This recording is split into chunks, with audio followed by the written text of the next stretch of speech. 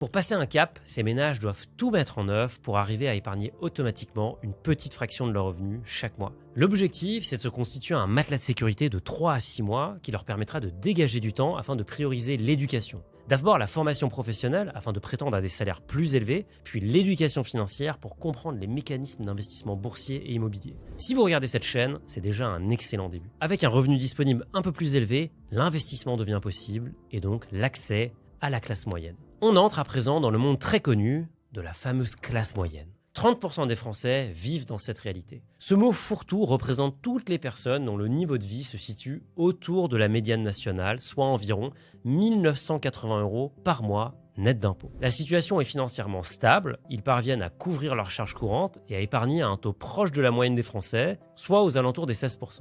Le patrimoine de la classe moyenne française se situe autour de la médiane nationale, soit 177 000 € bruts. Vous vous en doutez, l'élément central de ce patrimoine, c'est une résidence principale acquise ou en cours d'acquisition. Cette résidence principale, ou RP, a quasiment toujours été achetée à crédit. Le reste du patrimoine est détenu sur des livrets sécurisés, comme le livret A ou le LDDS, et c'est bien cela la différence avec la catégorie aisée. Les classes moyennes ont souvent une épargne d'une prudence démesurée. C'est quelque chose que j'ai beaucoup vu dans les analyses de patrimoine, et les statistiques le confirment. Par exemple, peu d'entre eux investissent en bourse via un PEA. Cela s'explique souvent par une absence d'éducation financière qui va faire que les investisseurs ont peur de la volatilité et donc de la variation des prix. En investissant en bourse, les classes moyennes peuvent s'exposer à la puissance des intérêts composés et accéder à la classe supérieure en quelques années sans nécessairement augmenter leurs revenus.